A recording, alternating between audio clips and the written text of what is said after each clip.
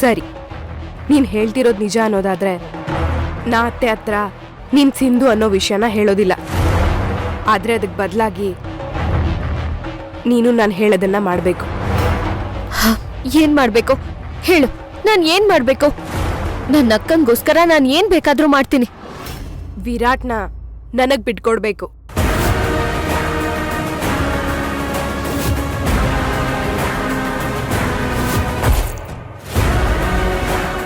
ನೀನಾದಷ್ಟು ಬೇಗ ಅತ್ತೆನ ಸರಿ ಮಾಡಿ ನಿಮ್ಮ ಅಕ್ಕನ ಲೈಫ್ನ ಕರೆಕ್ಟ್ ಮಾಡಿ ಇಲ್ಲಿಂದ ಹೋಗ್ತಾ ಇರ್ಬೇಕು. ಸುಮ್ನೆ ಹೋಗೋದಲ್ಲ. ವಿರಾಟ್ ಮನ್ಸಲ್ಲಿ ನಿನ್ ಬಗ್ಗೆ ತಿರಸ್ಕಾರ ಹುಟ್ಕೋಬೇಕು. ಆ ರೀತಿ ನೀನ್ ಅವನ ಹತ್ರ ನಡ್ಕೋಬೇಕು.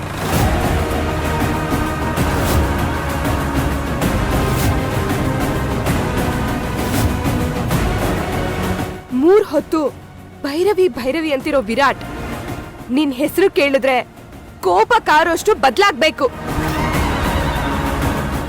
ನೀನೇ ಬೇಕು ಅಂತ ಹೇಳ್ತಿರೋ ಅವನು ನೀನ್ ಬೇಡ ಅಂತ ಹೇಳ್ಬೇಕು.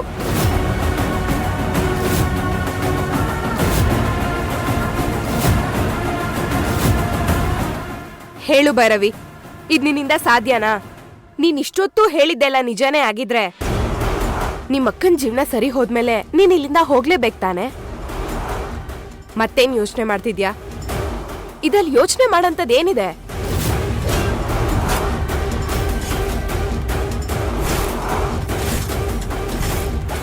ನಿಜ, ಯೋಚನೆ ಮಾಡೋದಕ್ಕೆ ಏನೂ ಇಲ್ಲ. ಆದ್ರೆ ಒಂದ್ ಮಾತಂತೂ ಸತ್ಯ. ನಾನು ಅವತ್ತು ಹೇಳಿದ್ದು ಅದೇ, ಇವತ್ತು ಹೇಳ್ತಿರೋದು ಅದೇ. ವಿರಾಟ್ ಯಾವತ್ತಿದ್ರು ನಿನ್ನವ್ರೆ. ಆದಷ್ಟು ಬೇಗ ಅತ್ತೆ ಸಾರಿ, ನಿನ್ನತ್ತೆ ಮನ್ಸನ್ನ ಬದಲಾಯಿಸಿ ಅಕ್ಕನ ಜೀವನನ ಸೇಫ್ ಮಾಡಿ ಇಲ್ಲಿಂದ ಹೊರಟೋಗ್ತೀನಿ. ಹಾಗಂತ ಮಾತಲ್ಲಿ ಹೇಳಿದ್ರೆ ಸಾಲ್ದು. ನಿನ್ ಪ್ರಾಣಕ್ಕೆ ಪ್ರಾಣ ಆಗಿರೋ ನಿಮ್ಮಕ್ಕನ ಮೇಲೆ ಪ್ರಮಾಣ ಮಾಡಿ ಹೇಳು.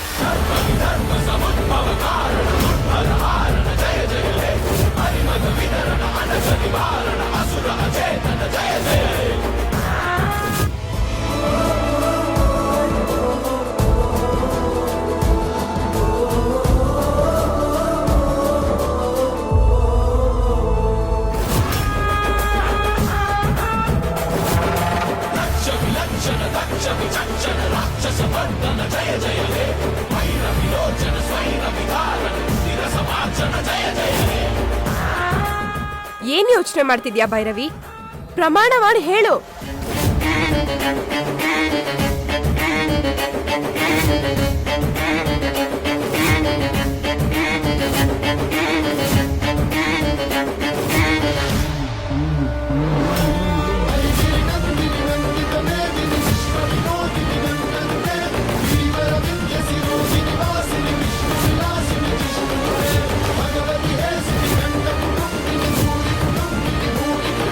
ನಾನು ಹೇಳಿದ್ದೆಲ್ಲ ಸತ್ಯ.